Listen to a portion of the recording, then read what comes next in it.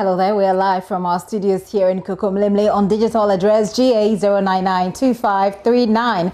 This is your home of fearless, credible and independent journalism. Our lead stories this hour. 2 die in the Ashanti region floods, one of them a toddler, even as several properties are destroyed. We are live in the regional capital as is battered by the downpour, with homes, markets and streets inundated. Also coming up, Fix the Country activists arrested and whisked away, including artist Ifia Odo, during hearing of a police injunction on their planned protest in the capital. We're in court as the police injunction is thrown out. And it's census night in 2 days. Ghana counts its citizens to help plan and shape policy. How prepared are we for the exercise? And what security arrangements are there? We hear from census officials and people.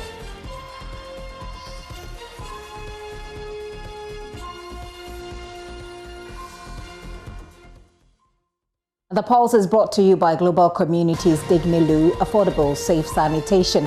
We're live on DSTV 421, GoTV 144. We're streaming live also on YouTube and our social media handles. My name is Gifty Andopia. This is The Pulse. Please be my guest.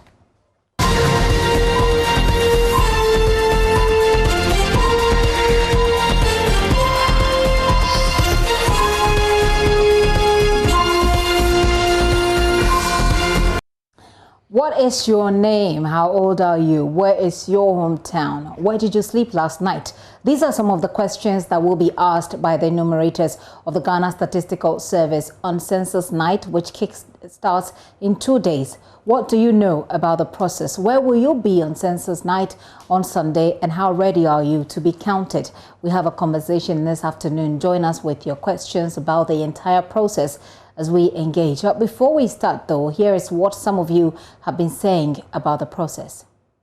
I know there is a total coverage of members in the country, that is the number of people in the country, and also the household in which they live in. How old are you boys? Well, I'm actually part of the enumerators who are going out to number the people in the country. What I know is that they are trying to number the structures and individuals in the nation. Yeah, that's what I know so far. And they have actually begun with the structures, the numbering of the structures. That's what I'm okay. I'm just waiting to be counted. Yeah. I'll be at home actually. Yeah. I know they said there is counting of the structure and then the people within the structure, and then it helps us to the government for. It helps the government to maybe restructure its things and maybe providing infrastructure for the people. You know, in the particular people living around the particular place will help them in terms of social amenities and those stuff. That will help. So this coming Sunday, we are all preparing towards waiting for the enumerators for their activities. What I know about their upcoming census is they are coming to count the people of Ghana. And I know they have done some, they have finished the part 1, so they are now doing the part 2. I'm full prepared. So when they come, I'll receive them in a good manner. I know it's a periodic counting of houses and individuals. Yeah, I'll put staffs in place. Yeah, I'll be home to get counted. Sure, that's what I can say. Well, those were some of your comments there, and we're asking you to share your thoughts with us wherever you are. If we haven't brought the microphone to you, let's hear your thoughts. The number is 0540109009. That's 0540109009. You can also go on our Facebook platform, and then you look at our question on the Facebook platform, and then you give us some answers of what your thoughts are. So the question there is, as we begin to number our citizens from Sunday night, how ready are you to be counted? What's on your mind about the process? We have a few comments. Let's go through it. Kofi Selam doesn't seem to like the process a lot. He says it's a useless exercise and waste of scarce resources.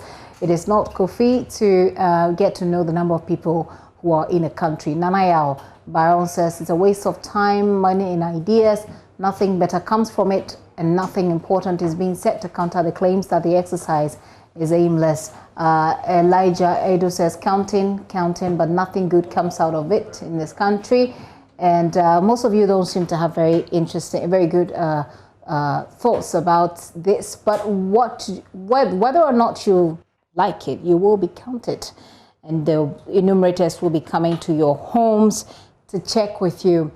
And so we'll be taking more of that as well. And we're urging also the Statistical Service to up the education so that people can get some understanding based on the responses we have so far. It looks like a little bit of understanding of the process is missing. You're watching The Pulse with me, Gifty Andopia. Lots of big stories coming up much later here on the show. We'll be taking you to the court where the case between the Ghana Police Service and the Fix the Country demonstrators or Fix the Country protesters has been thrown out. Well, what does that mean? Joseph Akable will help us to understand the process when he joins us. But we also know that even before the case was thrown out, there were some arrests. And that arrest is the Fix the Country protesters who were whisked away. This morning, they were there at the courts. And as you can see in the video, showing for their placards and showing these banners as well, talking about Fix the Country. Well, these people, some of them have been arrested and they have been whisked away. It includes Efia Odo,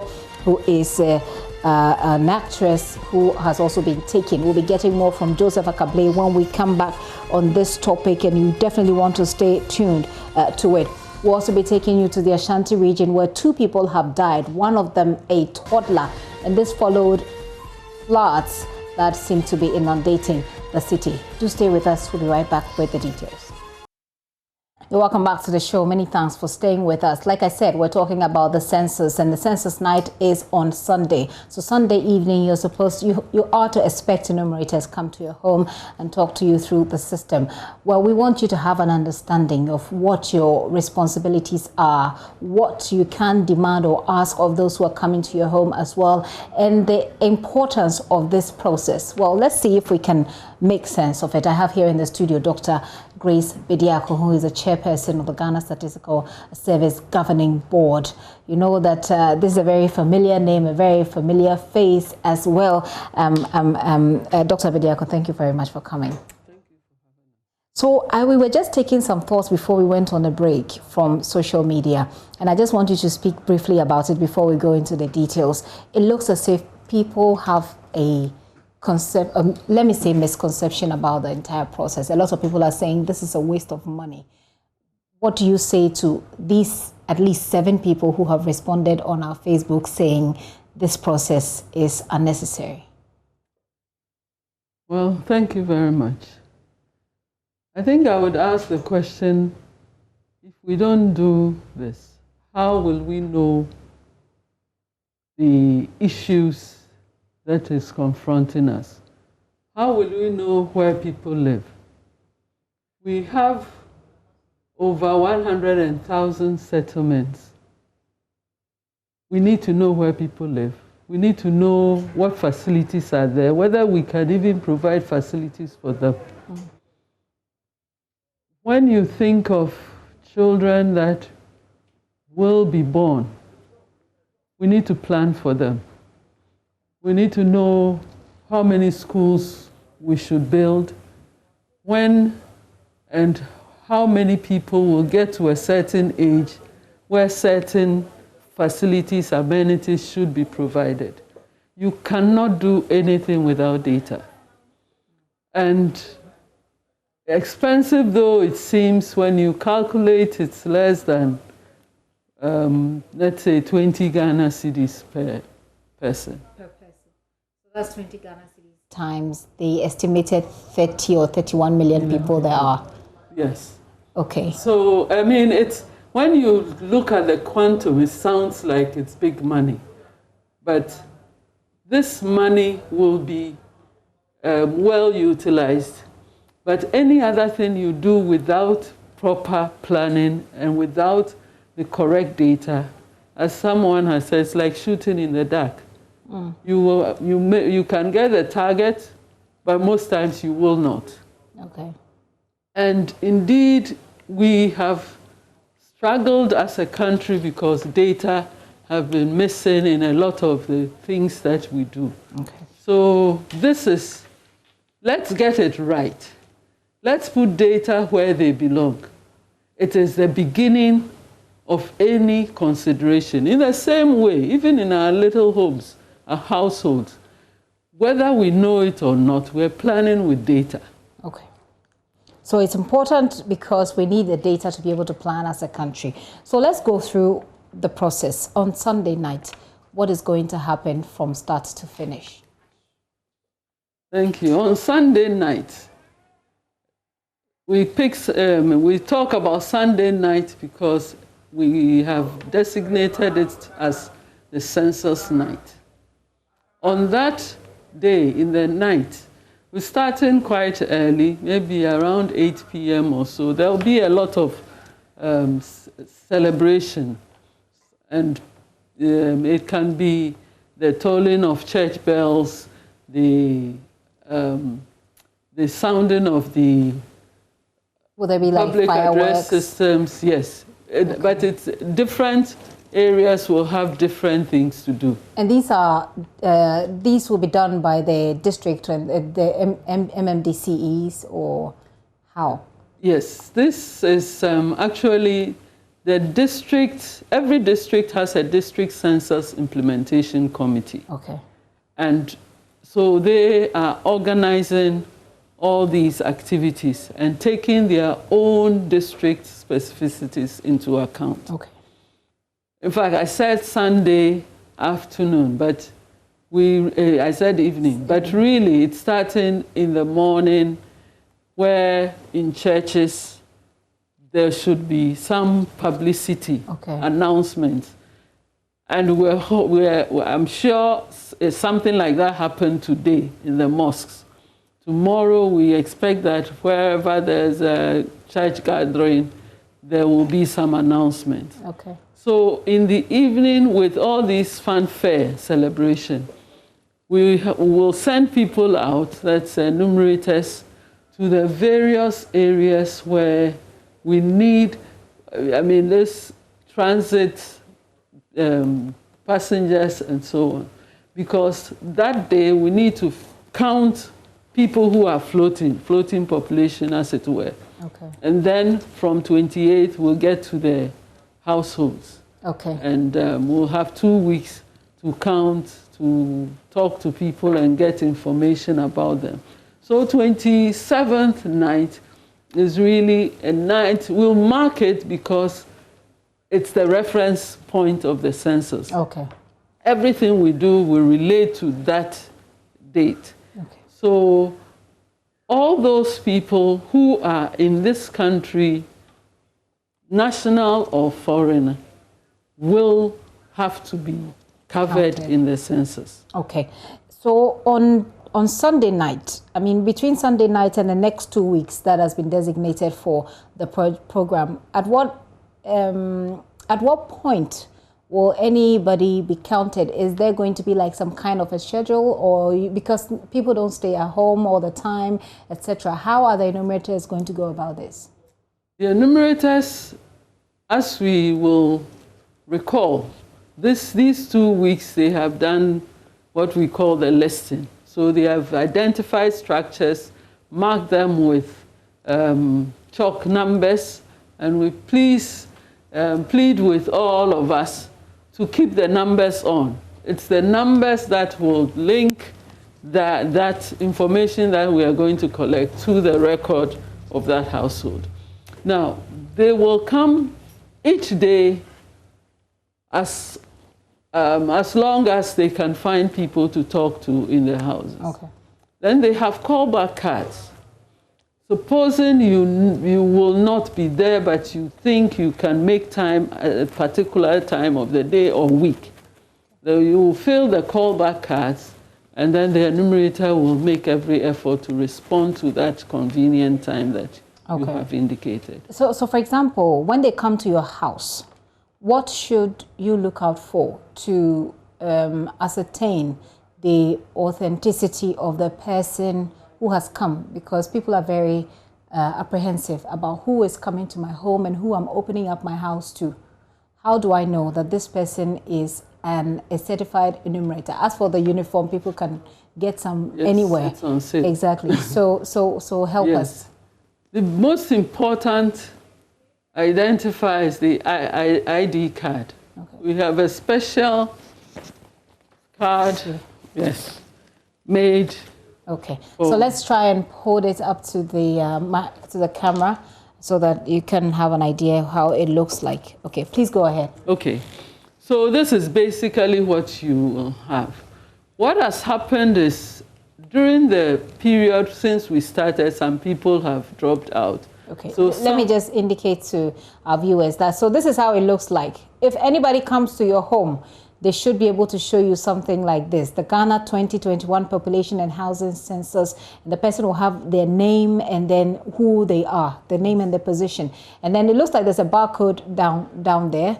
Is there a way to authenticate this? Because somebody can also make this, can they? Yes, they can, but one thing that we ask people to do is to call. Okay. If you are in doubt, if you are not convinced by what is presented, call our toll-free number. Okay.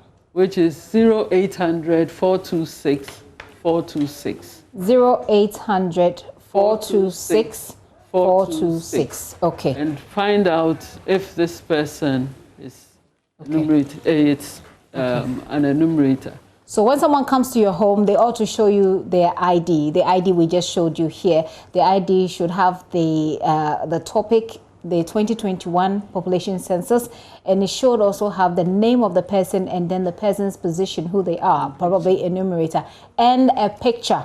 It should have the person's picture on it. If you are not sure of this person, you want to call to verify. The toll-free number is 0800, and we'll put it on the screen.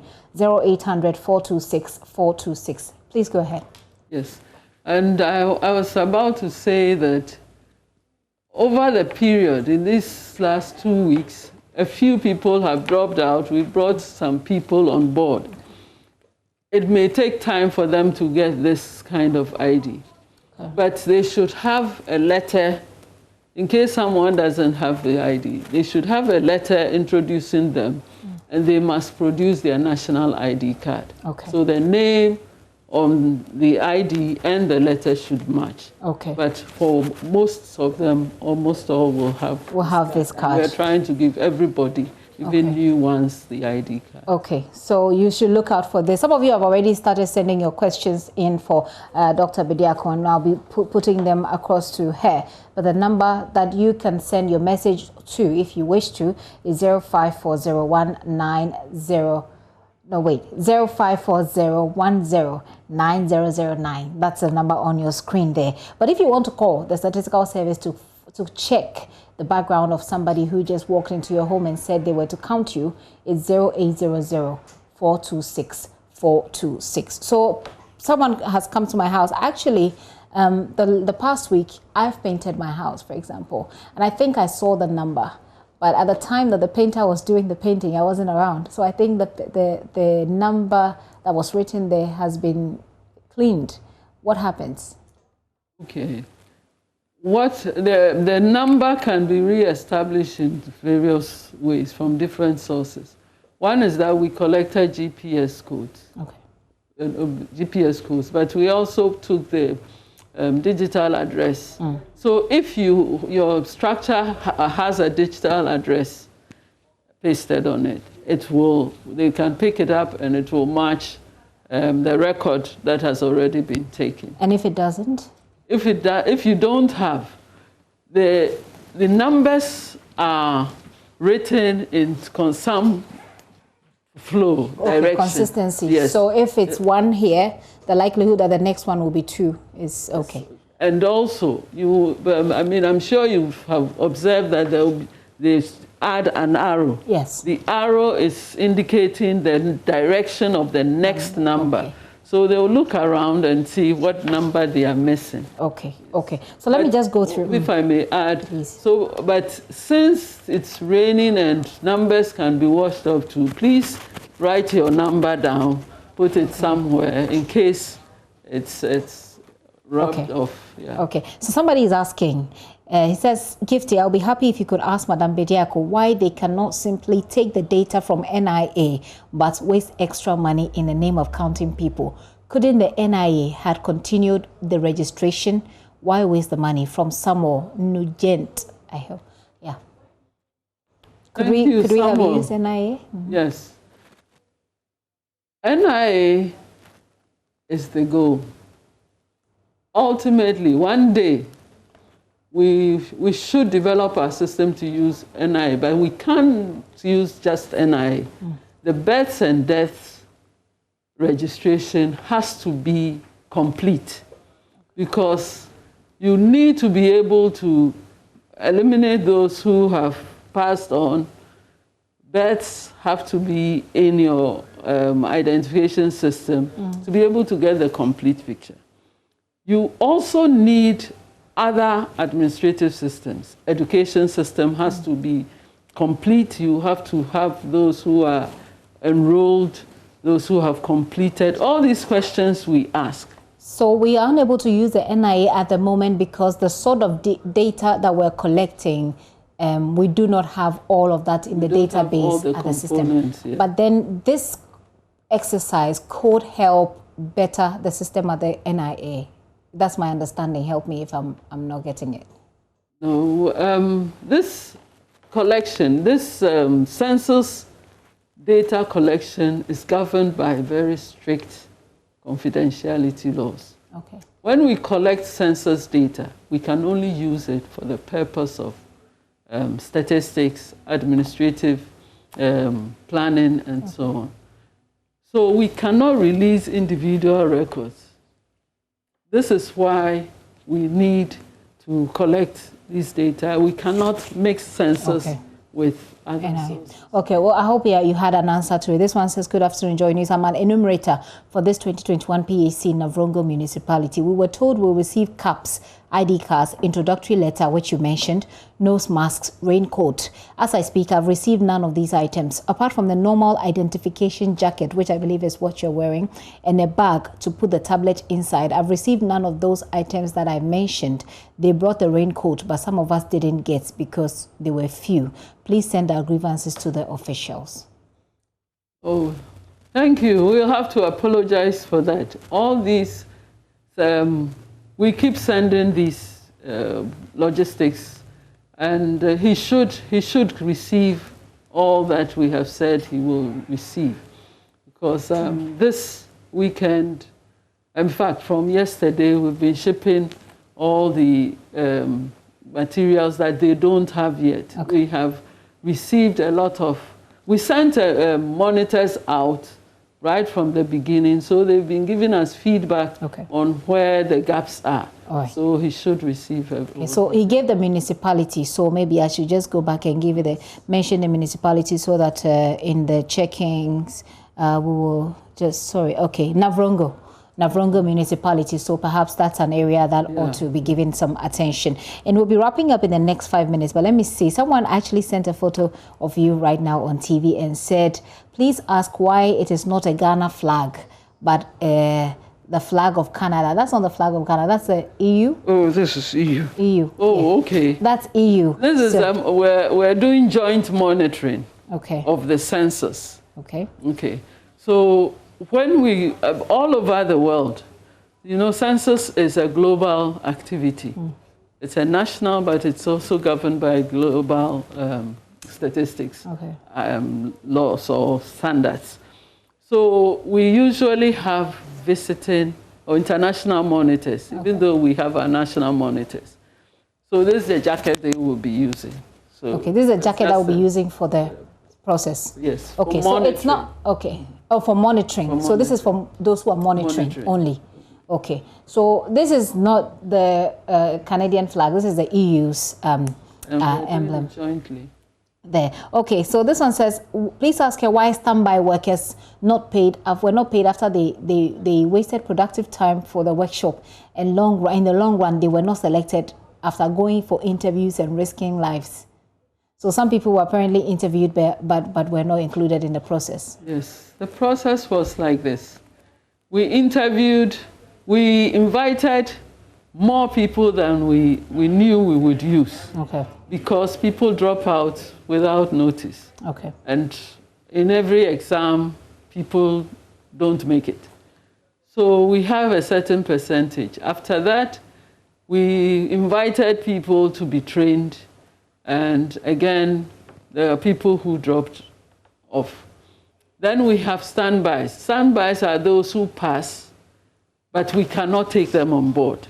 Okay. But everybody who came for the training had the same thing. Okay. They had T&T. And everything. Okay. We have to wrap it up here. So let me take your final words. What should people take away from this conversation today, even as we wait for Sunday night? Thank you. Census is an important activity. It's a national exercise, and it's not only done in Ghana. All over the world for over a period of 10 years, census is conducted in one country or other. The population needs to cooperate to get good data. Yes, we're saying it's expensive, but think of if we don't get it right, then we would have wasted money. So we need everybody's cooperation to be able to do this right, and the data would then be beneficial to us. Yes, let's be careful, and so let's make sure that the people that are coming are people that have actually been sent. Yeah. And do you have any security arrangements for those who are coming, the enumerators? Yes, we are working with the Ghana Police Service. And so in every district, they have arrangements for people going out, especially they've identified the hotspots, and therefore they will guide our enumerators as to where to go, when, and with whom. Doc, thank you so much for coming. It's been a while since we've seen and heard from you. Yes. A very long while, I must say. And so we look forward to a very good census, and we look forward to the impact of the census on the lives of the people, because people believe that when they're counted, then the state should be able to plan properly for their lives as well. Dr. Grace Bediako is the board chair of the Ghana Statistical Service, and she has been answering some questions for us on the census, which starts on Sunday. Thank you very much once again. Now, I want to take you to the courts now. Actress and socialite Efia Odo and more than 10 other Fix the Country campaigners have been arrested today by the police. This was shortly after a court hearing on whether or not the group should be allowed to stage a street protest. The injunction has been thrown out, by the way, after hearing legal argument on Friday morning. The High Court adjourned proceedings to deliver a ruling at 1:30 p.m. Now, some of the campaigners pitched camp during the legal argument in front of the Law Court complex, holding placards. About 12 of the campaigners are currently writing their statements. Perhaps by now they would have finished at the Accra Region Police Headquarters. My colleague Kwesi Parker Wilson is joining me live from the place. Hello, Parker. Hello, Gifty. What is happening right now? The police sources that about 12 of the campaigners who were arrested earlier today at the court are done with their statement, or what the police call caution statement, that has been delivered already. Now, about 4 of their lawyers also have gathered there this afternoon, trying to secure bail for them.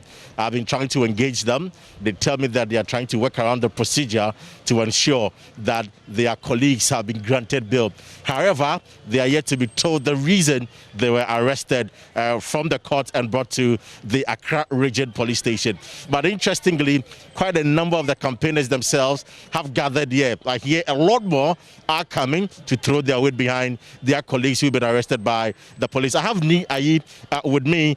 He strongly disagrees with the arrest of their colleagues. Now, I want to ask him, basically, I mean, Ni Ayi is part of the Economic Fighters League and also belong to the Fix the Country conveners. Ni Ayi, let me just ask you, you strongly disagree with the arrest. Why so, sir? Greetings and greetings to your audience out there. It's quite simple. I mean, anytime the police arrest or makes an arrest, you have to be told why you're being arrested. But as of now, nothing like that has been communicated to our people. We don't know why they were picked up in the first place. So it's not just unlawful, but then it's unconstitutional. And that's why we are very much against it. But do you know that your people had assembled, according to the police, unlawfully right in front of the court, and that was the reason they arrested? If that is so, then there should have been a charge against our people. I mean, if you arrest someone, you tell the person why the person's been arrested, and then you lay the charge on the person for the person to defend himself. But that has not been given, it has not been stated why the arrest was even done in the first place. And if it's for unlawful association or gathering, assembly, like they claim it was, why is there no charge up to now? But I'm curious. Yes.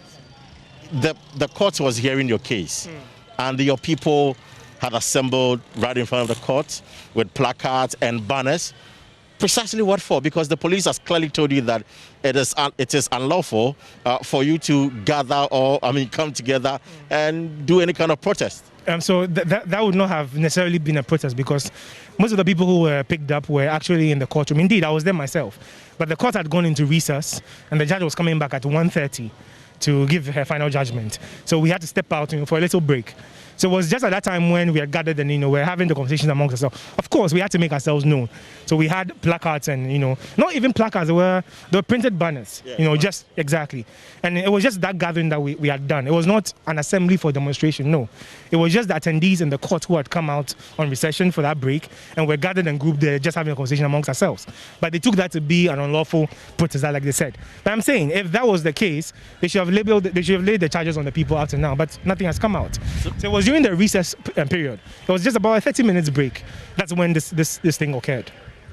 And so all the people we see or we saw in the video, which was shown a while ago on JoyNews, were in the courtroom. Is that what you're saying? Most of the people that were picked up were from the courtroom. They were actually in the courtroom. Did you organize them to come there? No. It is an invitation that was thrown out to since it's against the conveners who had to, it's our case, right? So in solidarity, we had to be there to witness what was happening in court, yes. And like I said, it was during the court recess period, that's when all of these things happened. When we had moved out of the courtroom to take a little break, that's when the incident with the police happened. I see. Now, finally, what many would want to ask is, what next for the conveners, now that your people are still within the grips of the police? We understand that they're done with their statement. Yeah. I've seen your lawyers, some of your lawyers around. Yeah. What next for you? There's no charge up to now.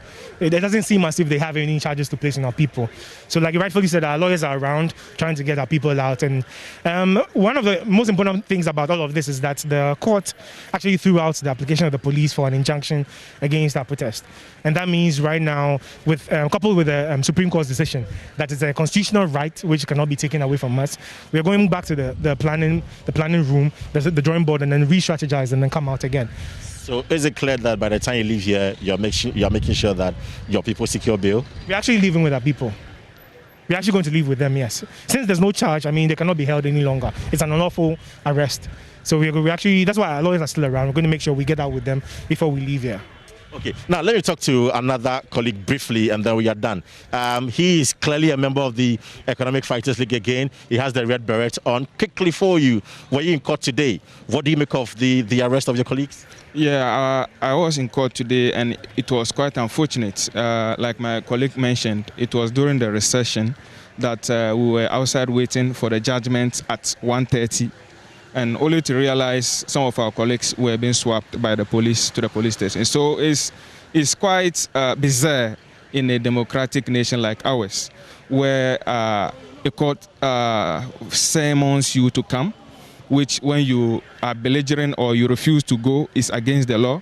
So we honored the court invitation to be there, but only to be swapped and arrested at the premises of the court. This is quite unintelligible, and it's a blow on our democracy. And I'm sure once the media is here, we'll put it out there so that the police can look among themselves and check and correct these things, because we are in a democracy and law and order must be obeyed. Law and order must be obeyed. It appears your people were not obeying the law according to the police.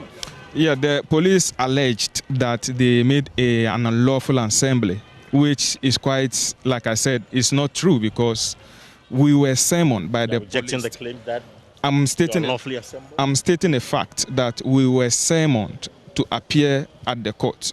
And once we refused to appear, it's against the law. So we appeared and then some of us were arrested. So you appeared in court with a huge following? Yes, we were all summoned. The country conveners were all summoned to court today. So all those you saw there are either agents or a party to that. So definitely their arrest is illegal and they must be released. So that's why we are here, for them to be released. Not until they are released, we are not also living here. Thank you very much. So that's the another member of the Fix the Country campaigners, and clearly they've stated to us that they are not living here until their colleagues who are arrested earlier today are released. Now, just behind me, Parker, I need to hold you. That is where the lawyers. Parker, can you hear me?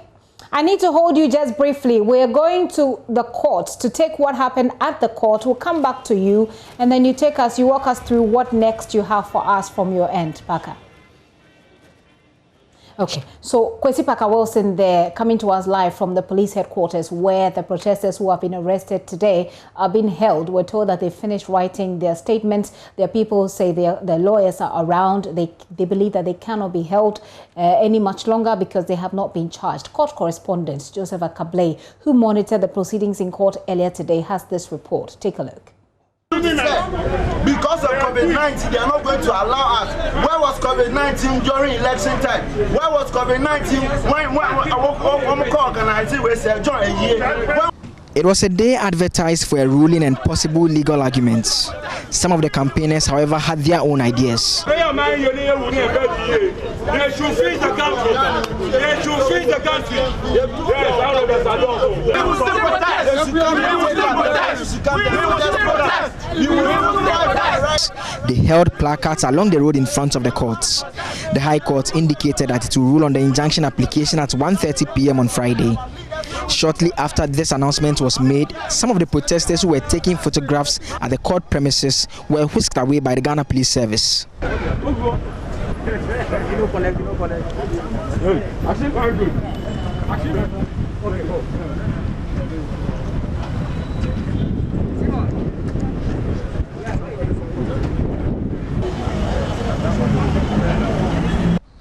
The court resumed and ruled that the injunction application is moot since it intends to halt a demonstration that should have taken place on May 9. So, for now, we are more concentrated on what has happened, the arrest. So we are pursuing that. After that, we can respond to whatsoever thing the ruling is. Our legal team will respond to that later. But for now, we are concentrated on the arrest of the 15 conveners, okay? And after that, we will talk to you guys. So we are going to the police regional command, for now. So for the ruling, we can't say anything on that. But we are assuring Ghanaians that we are safe because we live in a democratic nation, okay? We are within the remit of the law, so nothing bad will happen to the conveners. Justice Ruby Aite indicated that should the campaigners intend to embark on any demonstration, they have to go through the lay-down procedure as provided for by law, i.e. they would have to notify the Ghana Police Service of a date of an intended demonstration, and the police service would have to respond. Then afterwards, if they intend to proceed with a demonstration, then if the police disagrees, they would then have to now seek an injunction in that regard to halt the protest. So it's back to the whole process commencing yet again. Reporting for JoyNews from the Law Court Complex, my name is Joseph Akable.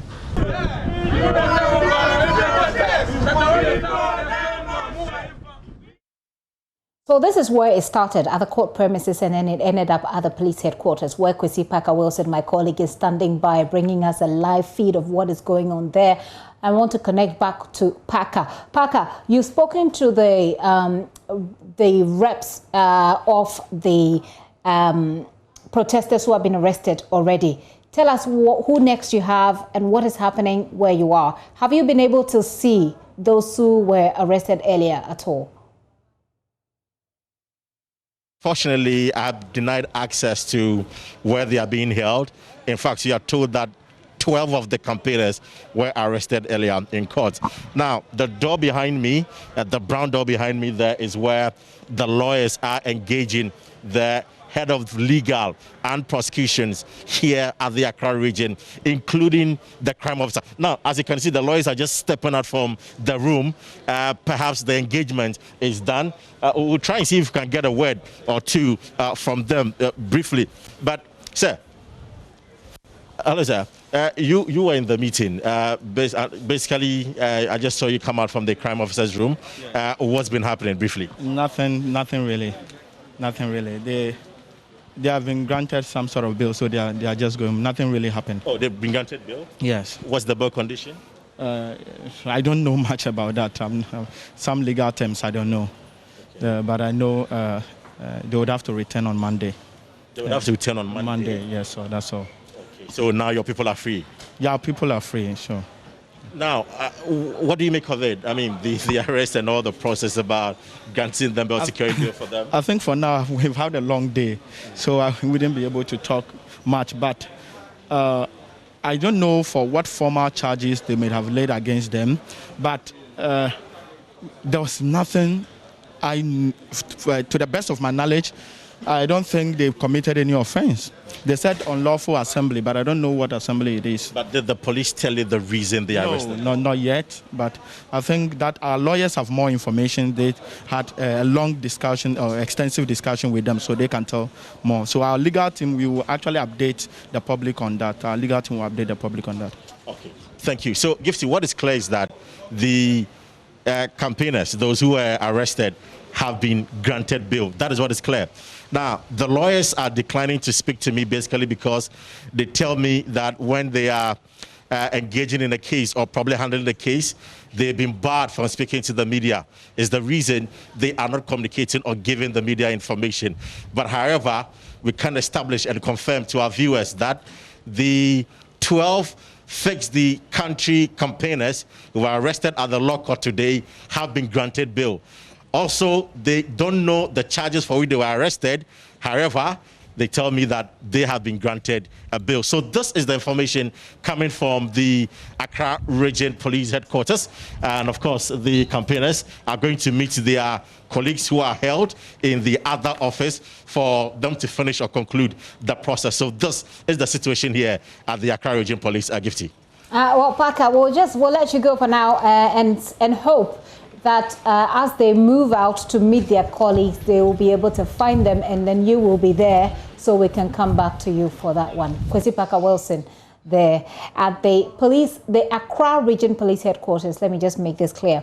It's the Accra Region Police Headquarters. That's in the Central Business District, not the national headquarters. In the meantime, the NDC MP for Ningo Pram Pram, Samuel George, is demanding the immediate release of the Fix the Country protesters who have been arrested a while ago by the police. He says the arrest amounts to display of intolerance and is urging the president to order the IGP to release them. Sam George has been insisting that their activity today did not amount to unlawful assembly. Well, as you know, we're being told that they have been released on bail. But listen to Sam George. Country be fixed? Is that what the police would want to show their might? The police should be reminded that in fixing the country, their colleagues who escort bullion vans would be given proper protection when they sit in bullion vans if this country is fixed. The police should be reminded that if this country is fixed, the accommodation, the squalor in which many police officers live in our police barracks, which is akin to chickens in a hen coop, will be fixed. And so I honestly think that the law is made for man, not man for the law. And so the police service must be a lot more circumspect in their show of force. You would have expected the police service to have gone shutting down the funerals of Sir John or the crowds that we are seeing accompanying His Excellency the President as he's campaigning. Those are unlawful assemblies. I mean, the crowds that have been lined up, the school children lined up intentionally to await the arrival of the president, is an unlawful assembly, it's an unlawful gathering. Did they seek the Public Order Act? They are more than the protesters. You understand me? But the police is not shutting them down. So we seem to have two regimes of law. You would expect the police to be a little more advanced in their deployment of the law. I mean, what is it if you have 10, 15 people holding placards, simply not obstructing traffic, not being a nuisance to the public, not disturbing the public peace, but simply asking for the country to be fixed? I struggle to see the rationale behind it. From how you are told, they are still at the Accra Region Police Command as at now. How do you advise that the police handle this going forward? If they would be measured and more advanced in the way they do things from as you're asking them to? As it appears now, I doubt that the police in itself will take advice from me or any Ghanaian. So let's not waste that advice. But I think should they be released? But should they be released? Absolutely. I mean, but you can't hold them. You can't hold them. You need to grant them bail. And the courts of Ghana are clear. You can't hold them and say it's a weekend. Yeah, it's a Friday, but you can't hold them. You need to grant them bail. The courts are clear on that. So for me, that's without question. I mean, what you want to see is political authority take action and traction on this. You know, under a president who was celebrated as a respecter of the rule of law, as a campaigner for the respect of the rule of law, for civil liberties, the rights of the citizen, for a president whose track record coming into office, that we were told, was that he believed in the liberties of his citizens. I mean, you would want to see him issue a clear directive to his IGP, to trickle down to his line commanders, regional and divisional commanders, that look, be careful how you go about this.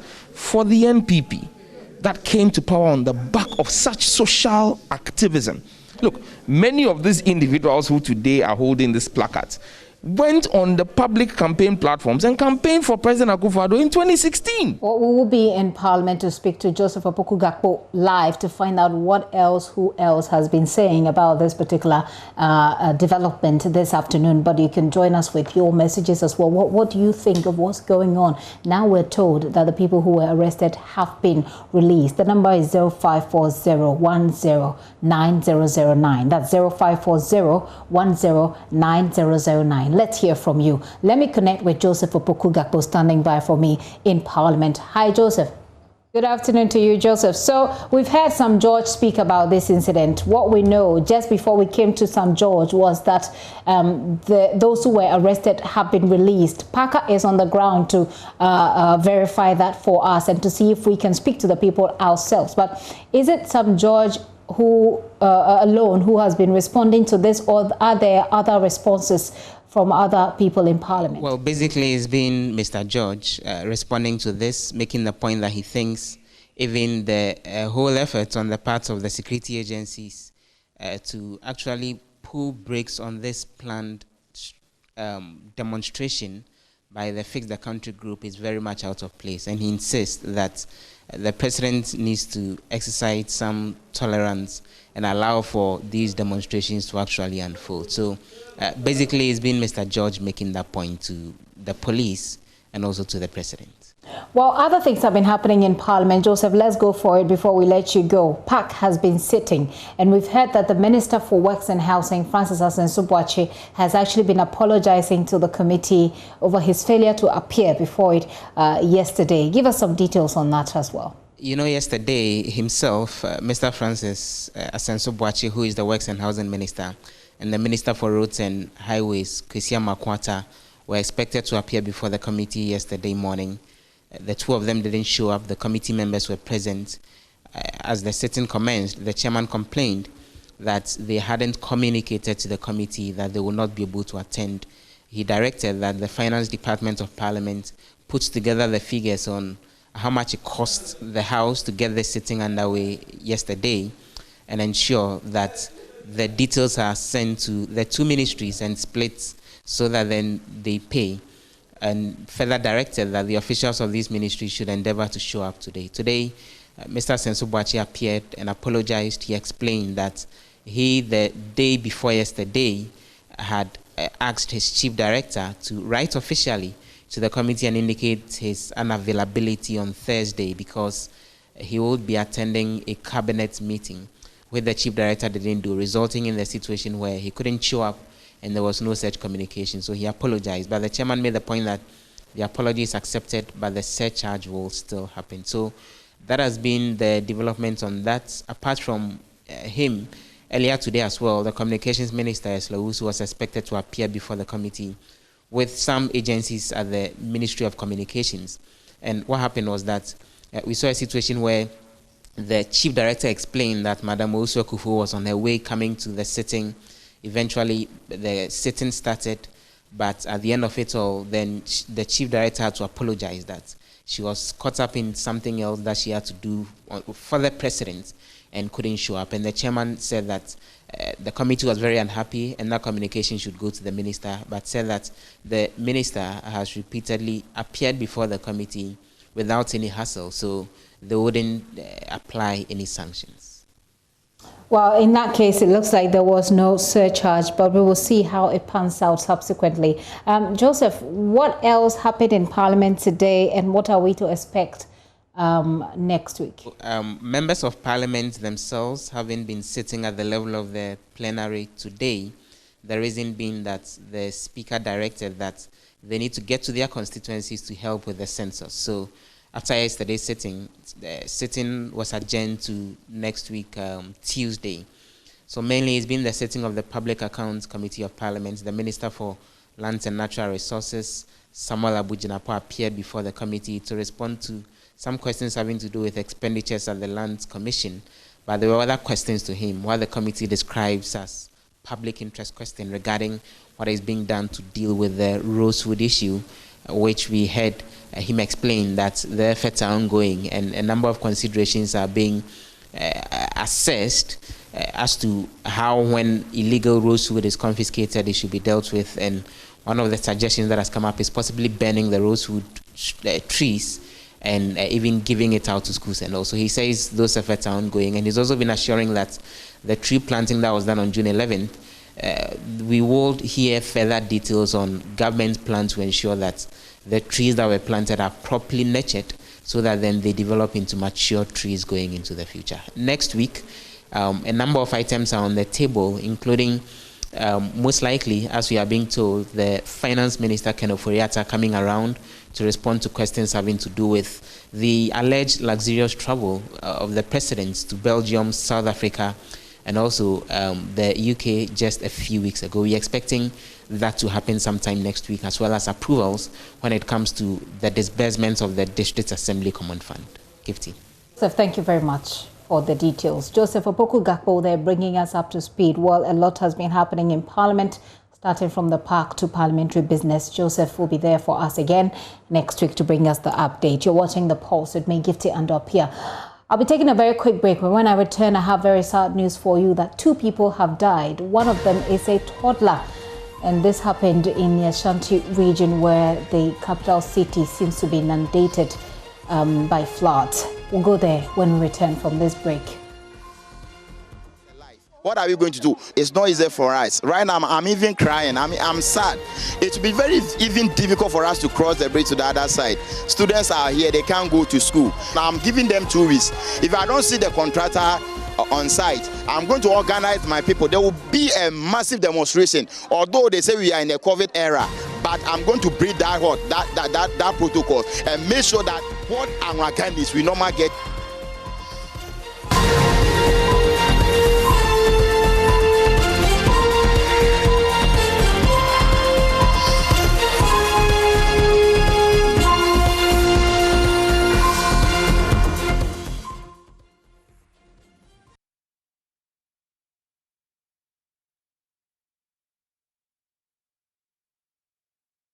Welcome back. Thank you for staying with us.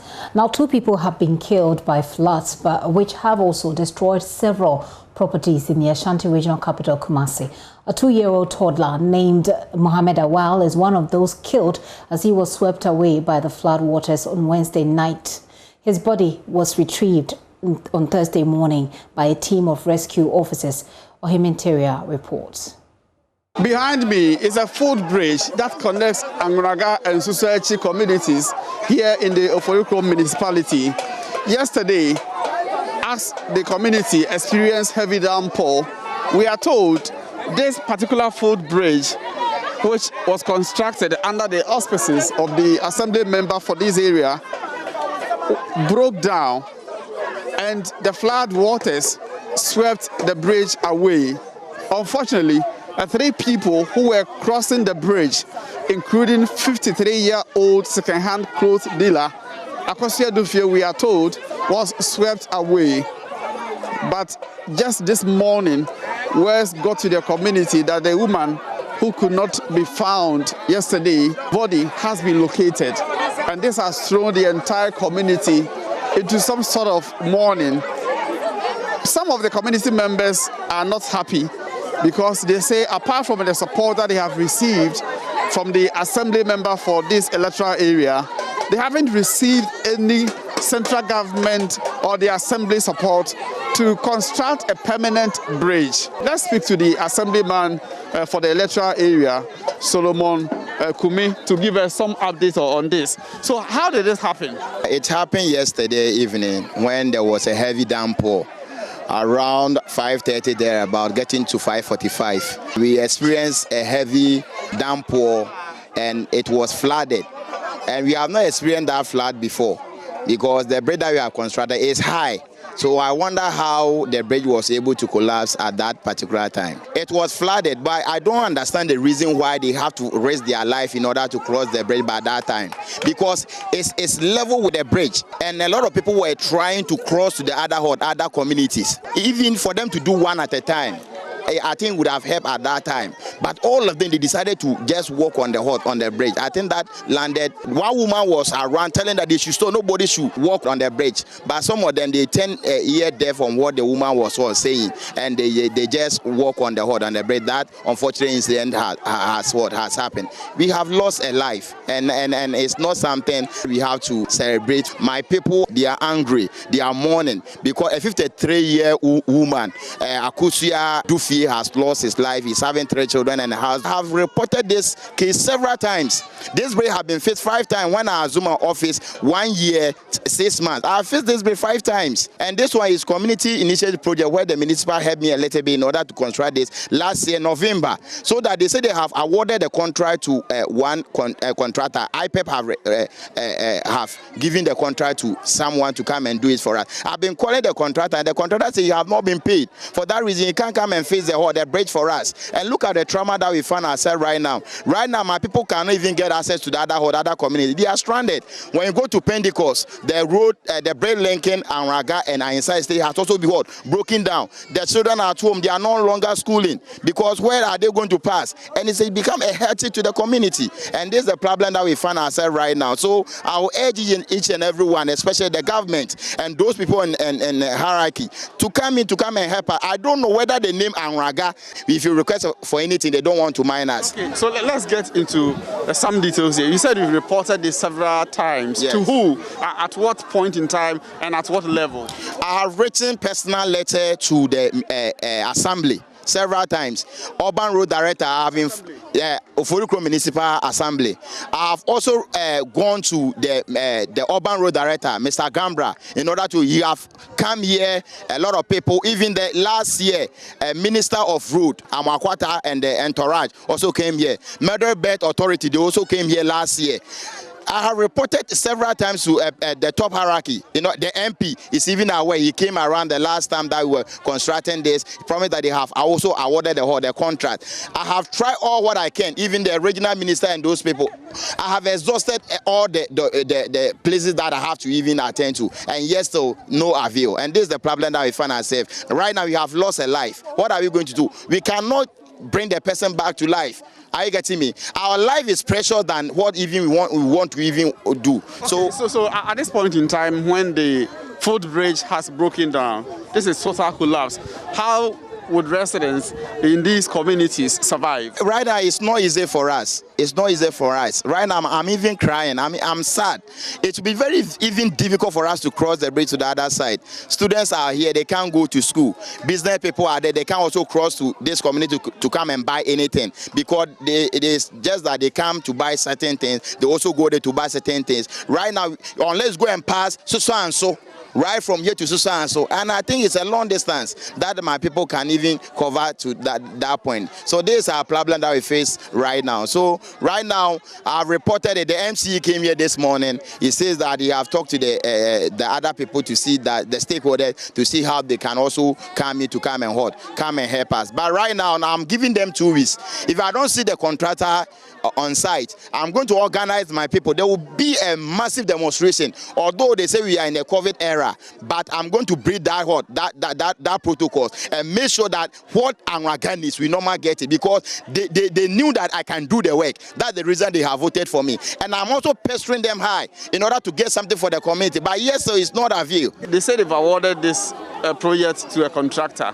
Do you believe this? Yeah, they say they have awarded the bridge to a contractor, and I have seen some of the design, the sketches of the bridges. But yes, so the contractor have not been inside. The contractor is not yet inside because of monetary problems right now. So I urge each and everyone that anybody who has to release the money to the contractor, they should give the money to the contractor on time, so that the next week, let's see the contractor on site to come and face for us, so that my children can easily go to school and other people can also go to the other side.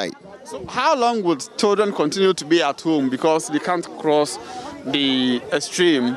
This is Susan stream to the other end of the stream. That is our problem right now. So we will decide that the schools around will try and organize some buses that will be conveying the children from the community to the other side to go and pass through Susan. So right now, alternatively, I don't want to tie anything right now. So the 2 weeks that automating that I have given, I have exhausted it. So we've been speaking to the assembly member for Anloga Susanchi, and he tells us, yes, he's giving authorities 2 weeks to fix this problem. Beyond the fixing of this issue, he will organize the community and march to the Oforoko Municipal Assembly to demand what is due them. They believe that it's long overdue that Assembly, release funds to the contractor who has been contracted to fix the particular bridge. The incident here has indeed put the entire community in some sort of mourning and anger, because the residents are angry. They believe that had it not been the intervention of the Assembly member for this area, they wouldn't have gotten this footbridge as we see here. Let's speak to some of the eyewitnesses who helped in this particular incident. We are told some gentlemen came to the scene and tried to support the victims of the yesterday flooding. You were here. Tell us what happened. Tama me free juma ba me free juma mu ba no na nsu no eyile pa ba na nya nka bridge na se nti me force cross bridge nti me ti a bridge no so me unse bridge na ma nti me ba other side no omo gina run na me ka chom say omo nya abotre na bridge no like ehun nya din so ne kan nti no ehun nya din nti me gina na me yedede say ema obi an cross bridge na ema obi an ebi mu force so omo cross bridge no and am say omo parents and also omo busuan for other side nti no omo force so omo cross bridge no nti gama bi din kan na ma me ni din echi nti omo do middle no e na bridge no collapse we try our best ye do ase ne force so yi gama ba ko ye call other end no me force mi tonso ni na se me yi ma me no ba ma ho den entimi and am say ma me ni mu adu ntimi and rescue ni life and na inso ne fa no call e o sink down nti inso ne de ne call e nti na no na mate so ma ko hu no baby o mo yi no. So what this gentleman is telling me is that he's the one we've heard, recorded a video sounding caution, alarm to those who were using this particular footbridge at the time that it was raining. He thought that the bridge was too weak to carry so many people at that point in time. He warned them not to go in groups, but unfortunately this woman and another gentleman defied his orders, and beyond that the other people who also joined, and in the process they got stuck in the middle of the bridge. He tried as much as possible to rescue the woman. He did his best. First he managed to rescue the man, and then later, because of the weight of the woman, he couldn't save her life until the rainwater swept her away. Tama otonsum na me follow no opie o man nsaso se be a ye betimi aboa na amane free nsonu ba ye ntimi amboa no. No, assemble no worker. Na okikem say oh boy so mi mu o jeme ba baby ana menini ntemna emutwe enti no se me so me ka se me force wa eyina me so metimi akọ kan nsuonim. The woman, before she was taken away, at the last point in time, shouted for help. That is what he tells us. He, shouted several times for help, but unfortunately, he couldn't provide any further assistance to her. And so from Anroga Society, it's been a very sad story today. The community woke up to the death of a 53-year-old second-hand clothes dealer, Akosia Dufie, who we are told left behind 3 children. She was actually swept away by the flood waters here. From Susuachi, Anroga, my name is Ohim Interior. Ohim Interior with that reports there. Well, the new Kedetia market has also been taken over by floodwaters, and the traders are having to scoop out water from their stores. So we'll be showing you those videos as we go along. I have here in the studio so we can discuss the outlook of the rainfall this season.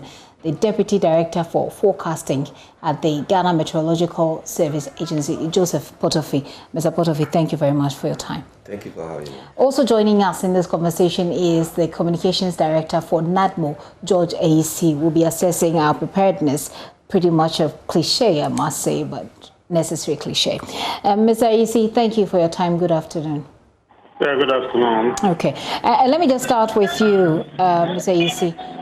What is happening in Kumasi? 2 lives have just been lost. The community, I mean, apart from the specific community where the people died, outside, take the Kedetia market, take the streets. We're told that streets are inundated with the flood waters. Is NADMO on the ground, and what is being done at the moment? Can you take what you said at the tail end, please?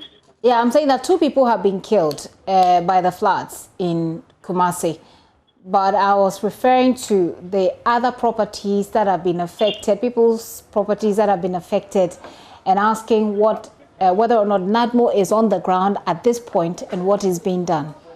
Yeah, thank you. Yes, NADMO is on the ground. NADMO has been on the ground from the beginning. There was the first rainfall, and then the second one, which has also been very heavy.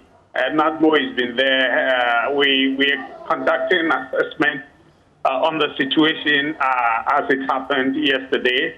And based on the assessment, we'll make a decision going forward. And so our men are there helping the people. They help them, and now they are looking at the situation, their situation, and what NADMO would have to do to support them. When you say you're doing your assessment, can you help us with what you have picked up so far? Oh, yeah, as you said, there have been some loss of lives. A lot of people have been displaced as a result of the heavy rains, and we are assisting them to put up in some schools, churches, and maybe community centers and so on. So that's what we are doing. And then based on that, what is it that we would need to support them in the immediate time? That is what assessment is being done, and that will determine what we need to bring to support them. Okay, Mr. Isi, hang on for me. Let's listen to the Meteorological Agency. Maybe they can walk us through the patterns, and then you can walk us through what on your part you're doing or can do about the patterns that will come up. Mr. Potofi, thank you for your time once again. Some people, of course, have had long-held perceptions about the extent of precision that the Meteorological Agency, can predict the weather. Has there been any changes that gives us a lot more confidence in the level of precision with the reports we get from the agency? Thank you very much. Thank you for having me. Yes, there have been a lot of changes. Yes, in the olden days, perceptions are very difficult to eradicate from people's mind. One, perceptions have been formed. Even the young ones that are coming, parents will still be putting those perceptions in their minds. So it is very difficult, but we are doing our best. Currently, the equipment that we have for doing forecasts is the state-of-the-art equipment. Okay. We run our own models. We depend on UK Met Office model. We depend on European Meteorological model. We depend on NOAA, which is the American model. So we bring all these models together before we do our analysis. Okay. And we run our own Ghanaian model, which we call the WAP model, both for atmospheric and for marine. So we bring all these things together. And then we also, fortunately for us, we have a satellite receiver. And with the satellite receiver, what it does is that it is able to give us 15 minutes state of the atmosphere every 15 minutes. So currently, I can tell you where in the country that it is raining currently.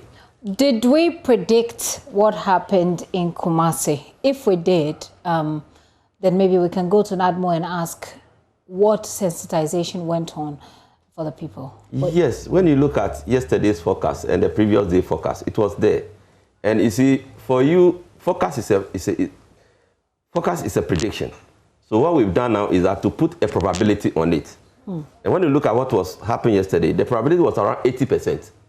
So it means at all costs it must come. At certain times, you look at it and you put 30%. It means, yes, there are other conditions might impede the coming of the rainfall. So those are some of the things that we are doing. And we believe that the public should just try to listen to us, and then we'll be able to save life and property. So yesterday, the day before yesterday and yesterday, you're saying that there was a prediction that there would be about 80% certainty of rain. Yes. In Kumasi. Yes. Mr. Ayisi, do you, I think the last time we spoke, or over the period that we've been talking, you've indicated that you work with the Metro Agency. Was this information about Kumasi available to NADMO? Okay, I've lost Mr. Ayisi. I was just going to ask him whether this information was available to NADMO and whether or not some sensitization went on. We know that NADMO has been doing a lot of sensitization, trying to get people to even move to higher grounds, but we don't know whether or not this specific information was made available to them. Mr. Potovi, can you help us? This information, did you share it with the NADMO? NADMO is the first agency on our radar. Okay. Because they need to mobilize. So we make sure that whatever forecast we have, NADMO are the first recipient of that forecast before it even goes to the media houses, the fire service, the police, and the rest. Okay, hang on for Mr. Potofi. I'll come back to you. I do have Mr. Ayisi once again. Mr. Ayisi, I was asking whether the information was made available to you that 80% certainty there would be rains in Kumasi, which the city is at the moment inundated with. Mr. Potofi here tells me you are the #1 on their radar, so I assume that this information was given to you. What sensitization went on for the people in Kumasi? Yes, NADMO and Matthew work in tandem.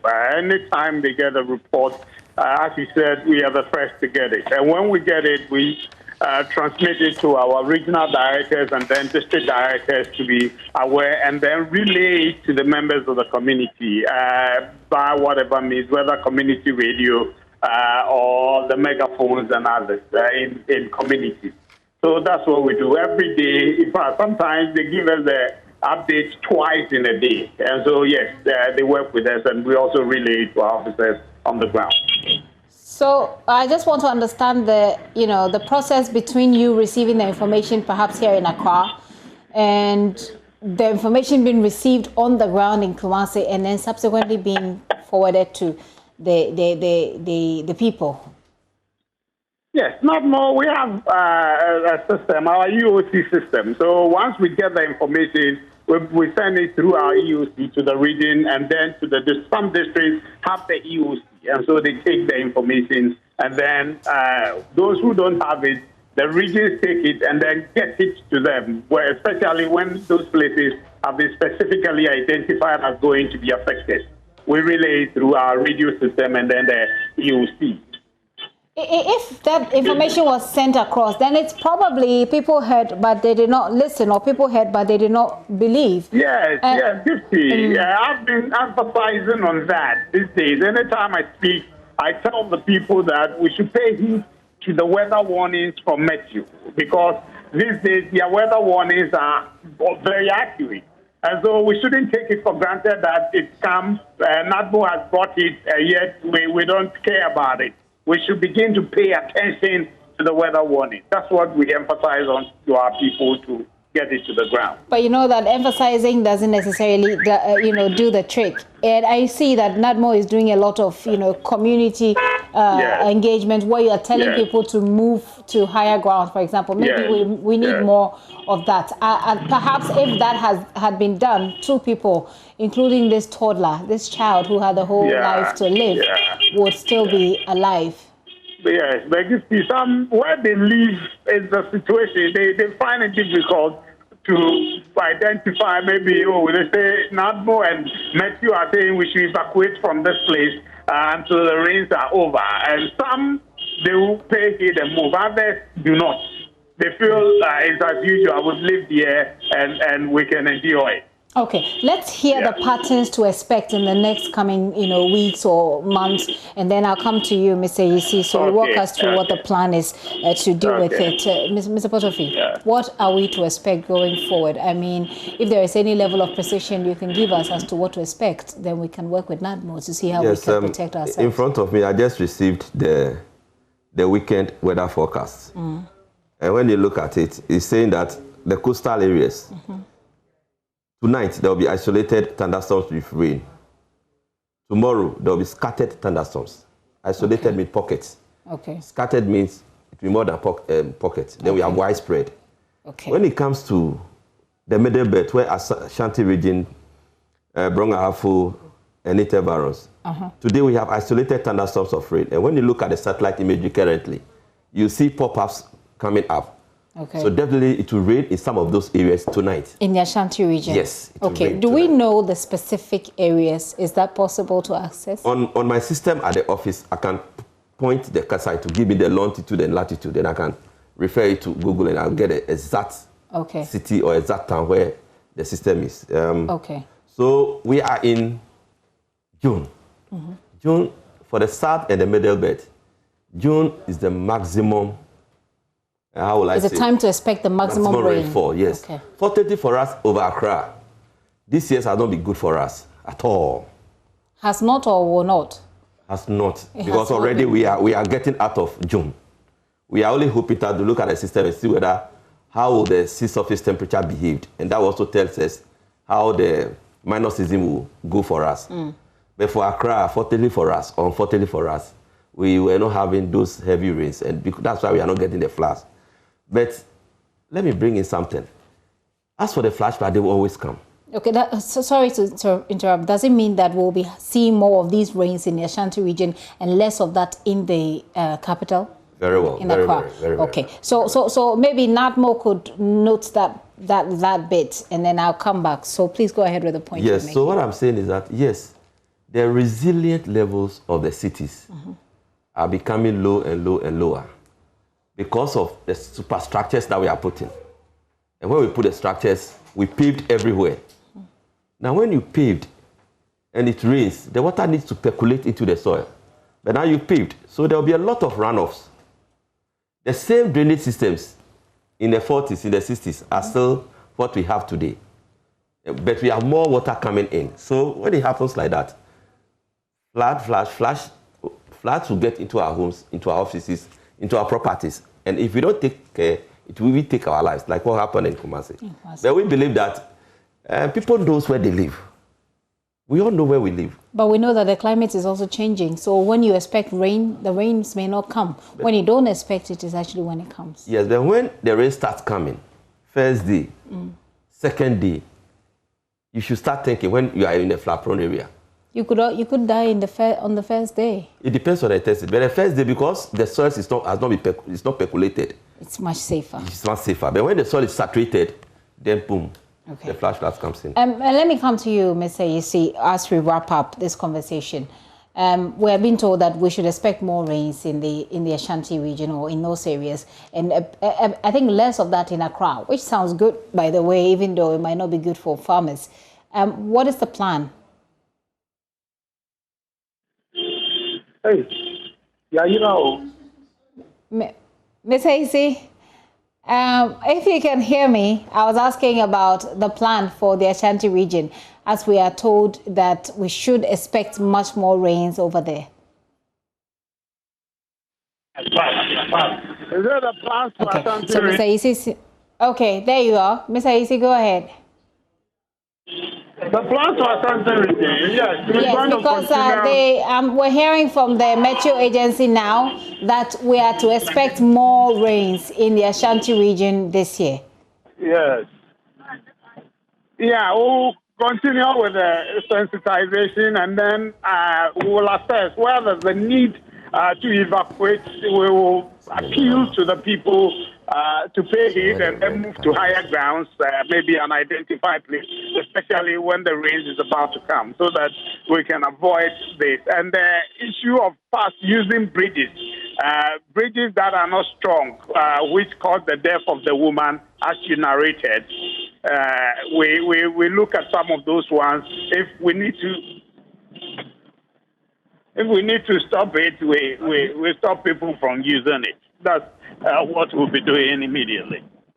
I've run out of time, Mr. AC. Thank you very much for joining us with your thoughts. Mr. Potofi, let me take your final words as we go forward. Yes, I think as we go forward, people should be conscious of the weather. Make sure that at least you get the weather before you get out. The weather even determines what you wear. Okay.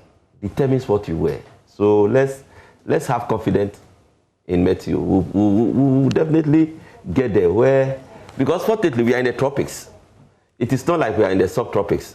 For them, I've seen a sign line. It will rain to rain.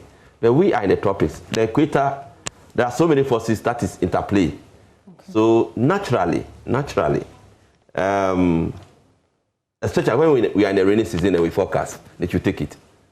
Because we have a satellite that can tell us what is happening everywhere, every part of the country. We have a satellite. As I showed you here, you can see all where the response are dangerous. I see. And this danger that you are showing us, I'm seeing it mostly around the southern parts of the country. This is the southern part. So it's raining heavily around Takrady area. It's raining heavily around the red one is raining heavily. At the moment. And then it's raining a lot around this side as well. And this area getting to Kuma, this around Eastern Ashanti region. Okay. So Mr. Potofi here was just showing me the live details of what is happening at the moment. So there's a lot of rains around the southern area. He says it's raining heavily in Takrady areas, also I think somewhere in Kumasi, and I think is that part the Bonohafo area? Yes, Bonohafo as well. So if you are in any of these areas, you know what, just take care of yourself and don't take the risk. It might sound like or look like very minimal, but they walked on this bridge thinking that they could just cross quickly. And just when they got to the middle, the bridge collapses and now she's gone. I mean, here, that's the bridge that looks a bit wobbly. But I believe they thought that they could quickly walk off of it because 2 people had already walked off. There he goes. So at this time, it's dangerous, but he walks off it. Then 2 more people come thinking that we could just make this walk quickly and then go away. But that didn't happen. When they got to the middle of that particular bridge, it just comes down and the people on it, one of them has just lost her life on Wednesday. Mr. Potofi, thank you very much for coming to the studio. Thank you for having me. Yeah, I've been talking to Mrs. Potofi there, who is from the Ghana Meteorological Agency Deputy Director. We want to take a very quick break. Earlier, I spoke to George AC, who speaks for the NADMO. Take a very quick break. We'll do sports after this.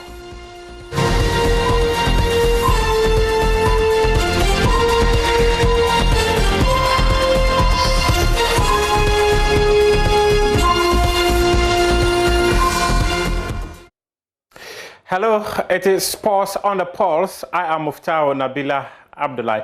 For 18 years combined, 2 glamorous clubs in the history of Ghana football have never won the Ghana Premier League title. This is the season where they are neck to neck competing to see who would win the Premier League title either for the first time in 7 years or in 11 years. House of Oak have not won it since 2009 and Asante Kotoko have not also done so since 2004. The 2 clubs will come face to face on Sunday at the Accra Sports Stadium. Government say just 10,000 people will have an opportunity of being seated at the stands towards this very fixture.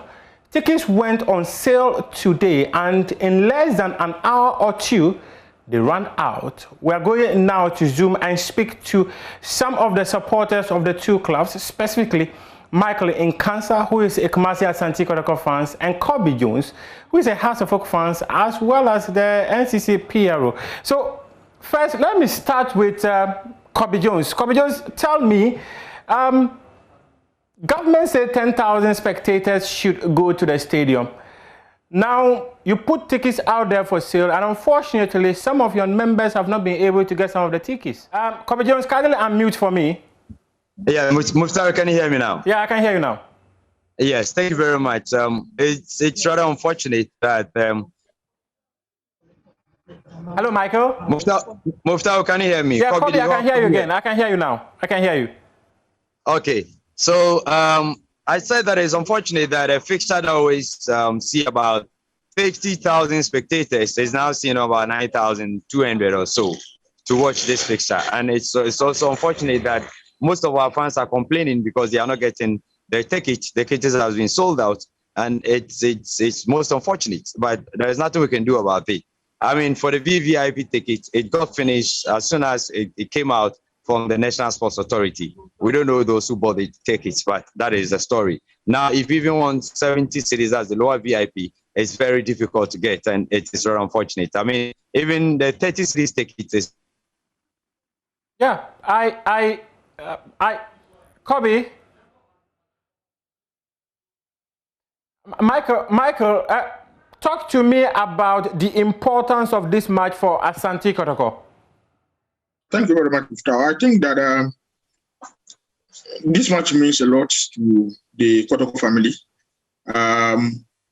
You and I agree with me perfectly that as at yesterday, Kotoko was occupying the summit of the league table. Yes. With the hope that something was going to happen between Hearts of Oak and Legon Cities.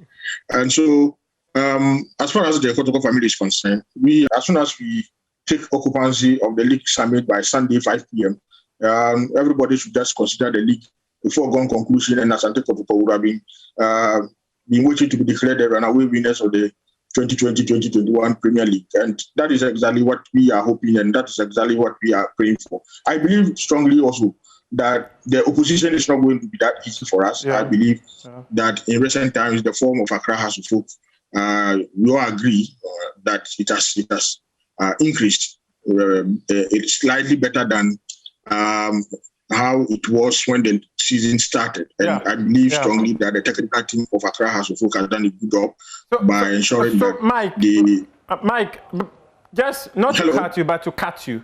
The point is that there are about 10,000 spectators who will be permitted into the stadium. And we all know the importance of that 12th man in the game of football. How many tickets have Kotoko been able to secure for your fans to be able to watch this game?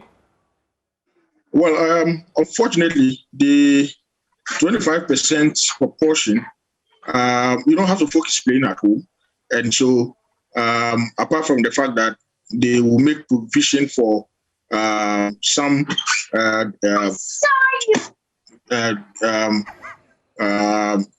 executives for the club by making provision for some few numbers of VIP tickets that will be given to the management team of Asante Kotoko. Any other category of supporter will have to look for the ticket as it is happening to Hearts of Oak supporters.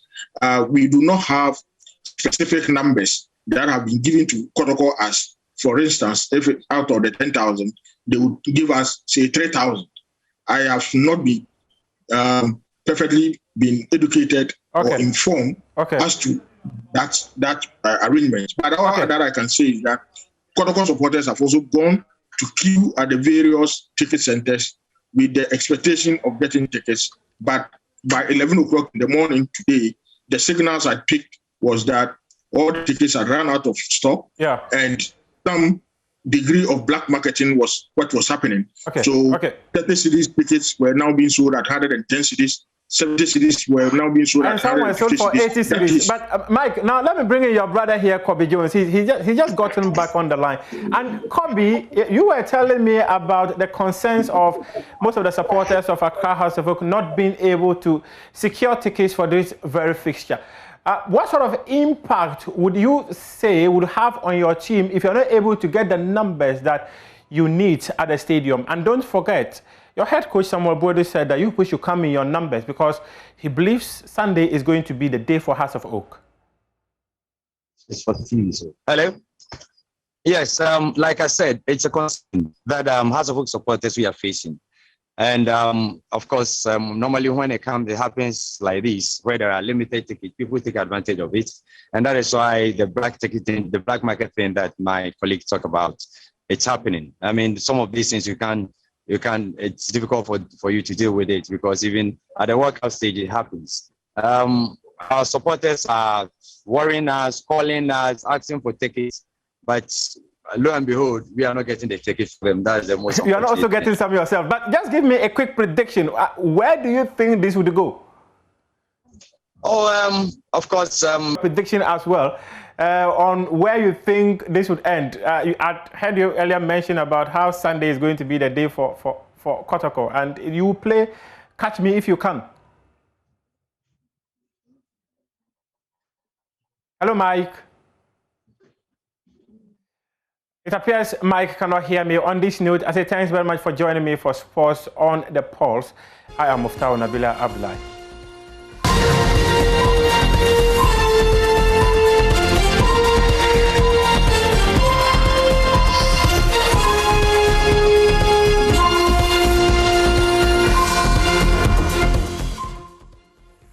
And here's where I end the week with you. There is more news at myjoyonline.com. Do log on and share the content with your contacts so they know what's going on. Our top story there, Ifiaudo, more than 10 others fix the country campaigners arrested. Well, we know with the updates we brought you from the Pulse that they've been bailed, although they say they don't know what charges are being leveled against them. Do wait on myjoyonline.com for the updates coming up.